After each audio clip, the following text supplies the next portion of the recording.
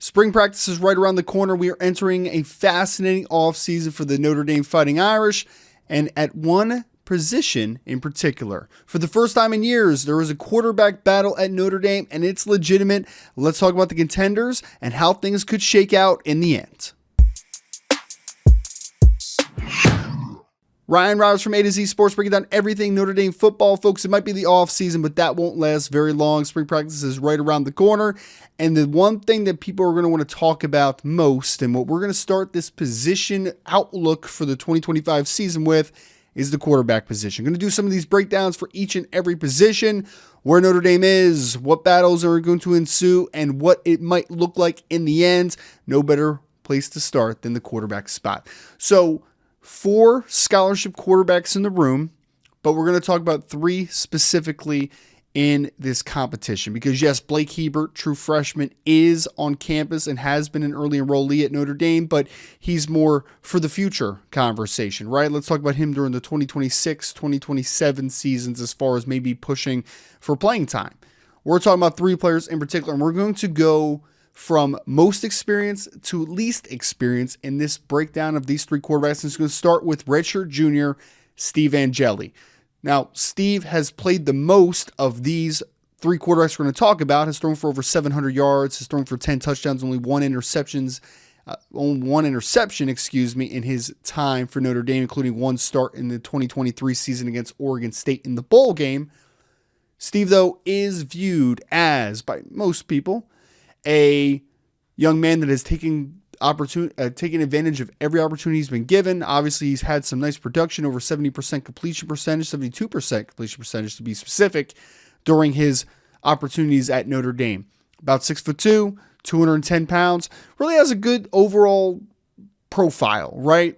Nothing necessarily elite about him, but a good arm, a pretty decent athlete, competitive kid. There's a lot to like about a Steve Angeli, and we have seen that Marcus Freeman and this staff does like experience, and it's very understandable at the quarterback position, especially quarterback and offensive line are 2 spots that I would always argue experience matters a lot. And while it is only 1 start and it's only 700 yards passing in his career, he still has played more than every other quarterback on the roster for Notre Dame, so that does matter during this competition. Number 2, I'm going to talk about redshirt sophomore, Kenny Minchey. Maybe, and I would argue, probably the most physically gifted quarterback in the room. Now, he hasn't played much, but we have seen in the spurts, specifically in the blue gold game last year, where he had a rough first half and then really came on in the second half and did a lot of great things. Kenny has a plus arm. He's a pretty athletic kid as well.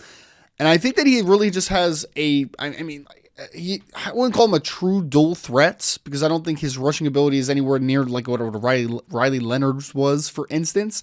But I think he has enough athleticism to give you probably the most out of all 3 of these quarterbacks as an extender. Maybe a quarterback run game to a small degree. But I really like the arm talent, man. When he's in rhythm and he's good, that kid has some special upside. Now, I would argue, though, out of the 3 quarterbacks I'm talking about, the ceiling and the floor are probably the widest apart, right? I think at the best, you are getting a really good quarterback in Kenny Minchey, but potentially could bottom out a little bit. That's one of the positives about Steve Angeli, is I think he brings a high floor to the table, as does the last quarterback we'll talk about. So this is a little bit of, I don't want to call it a boomer bust. I don't think that's the right conversation, but like this is a little bit of the wild card pick in this group, because he's kind of the middle child at this point. Very talented, probably the most physically gifted in the room, but is that the player that you want to turn to versus experience and maybe a little bit of a higher floor in some certain situations? So Kenny Minchey is a little bit of the wild card in this quarterback competition for Notre Dame. The last quarterback, and I think who most, I wouldn't say, maybe most isn't right. The majority of the fan base, at least I've observed, would like redshirt freshman CJ Carr to be the quarterback in the end. He was the highest recruit of the 3 quarterbacks, of all 4 quarterbacks, scholarship quarterbacks in the room, actually. 6'3", 210 pounds listed. He played in 2024 briefly in a game, but he was dealing, and he didn't end up throwing a pass in that football game, but he was dealing with a little bit of an elbow issue during the middle section of the season, so he missed a lot of time. But he's been a player that the Notre Dame staff has continued to rave a lot about. If you look at the recruiting profile, you listen to what the coaches say, they are very high on the future of CJ Carr. And CJ, I think, is the most mature is not the right word, but I think developed from a reading the field perspective, footwork perspective. He looks like a person who comes from a football family. And it looks like he's been around football for a very long time, which I think that football IQ and the technical side is refined comparative maybe to the rest of the room. So CJ brings a very high floor, a pretty good ceiling as well. Maybe not quite as high as Kenny Minchey's if they both hit their absolute upside.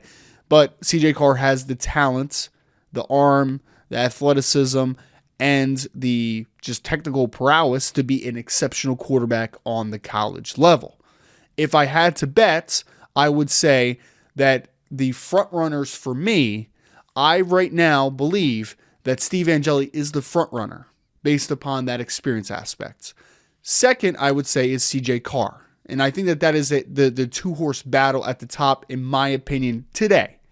Now, I do think, though, don't count out Kenny Minchey. And I don't want to count out Kenny Minchey at all because I'm a big fan of Kenny Minchey. And I am actually rooting for him to be into this conversation and this competition until the very end. But folks, I want to hear from you. Put in the comment section now.